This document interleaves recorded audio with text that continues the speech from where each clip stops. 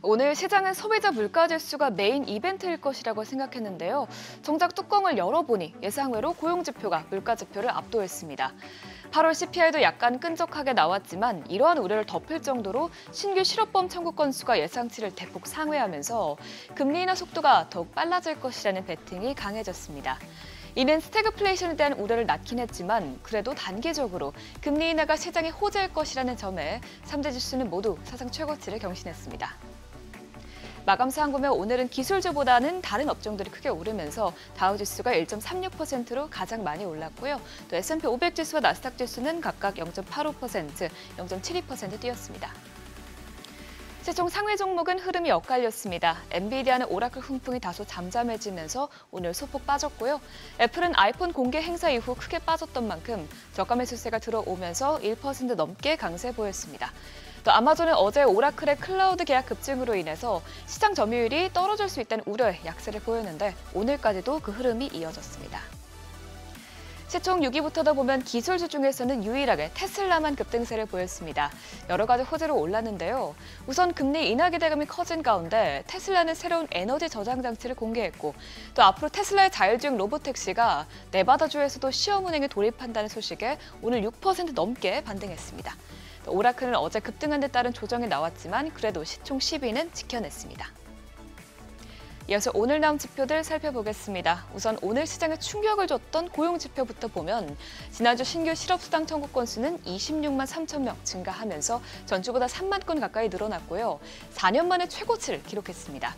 다행히 계속 실업수당을 받고 있는 수급자는 전주와 변동이 없었던 것으로 나타났지만 이번 지표는 고용시장의 해고도 낮고 채용도 낮은 추세에서 해고가 점차 늘어나는 추세로 바뀔 수 있다는 점을 시사했습니다. 오늘 공개된 실업수당 청구 건수도 그렇고 최근에 나온 고용지표들이 전부 둔화된 것으로 나타나면서 오늘 나온 CPI 지표는 물론 약간 찜찜하게 나오긴 했지만 시장은 이를 금리 인하 가능성을 낮출 정도로 높게 나오진 않았다고 평가했습니다.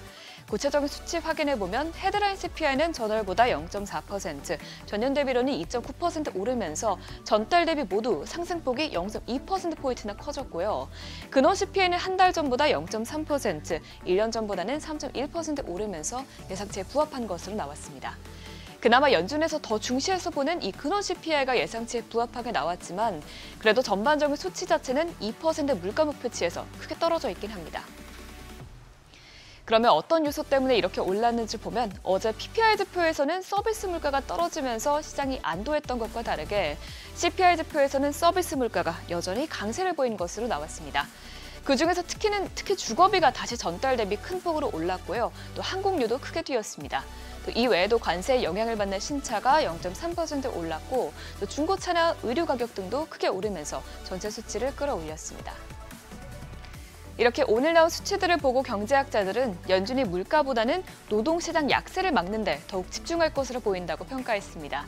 그러면서 연준은 9월에 25베이시스 포인트 금리를 인하하고 올해 10월과 12월에 두 차례 더 25베이시스 포인트 인하를 단행할 가능성이 높다고 말했습니다.